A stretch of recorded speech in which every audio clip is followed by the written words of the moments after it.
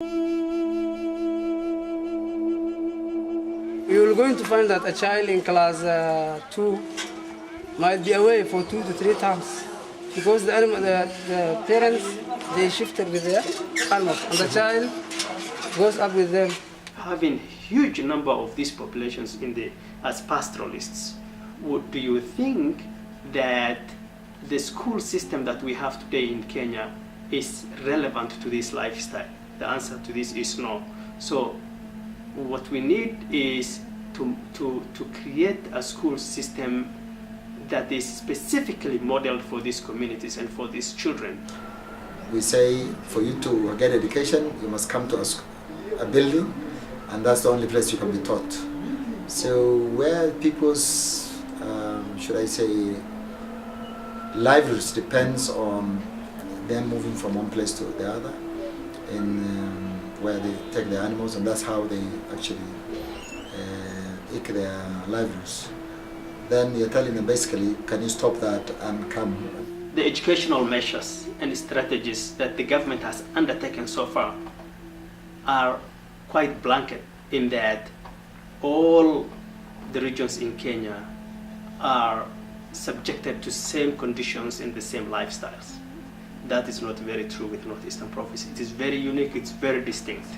If it's nomadic pastoralism, it's the schedule, making sure that there's a period when children come for education, there's a period they go and do the other activities, then they come.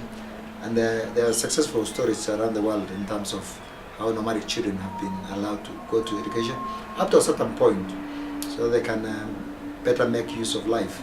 A number of parents and politicians and stakeholders and education administrators are actually of the viewpoint that mobile schools might work for the pastoralist communities in Northeastern Province. We have to come up with something that works for these communities.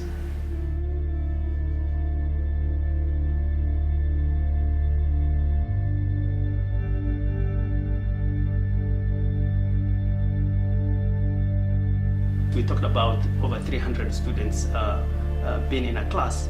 In terms of textbooks, we've seen students still having, 10 students sharing one textbook.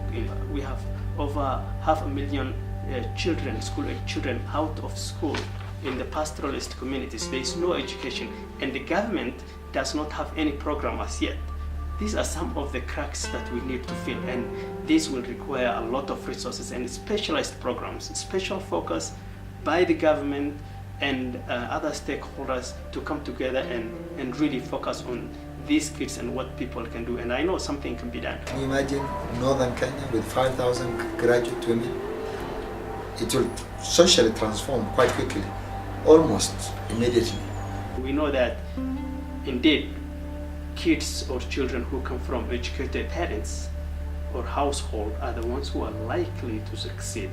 What we need to do is to reaffirm and strengthen the parents by creating small groups that even go around and educate people in the pastoral communities, in the small villages, that it's really important to educate their children.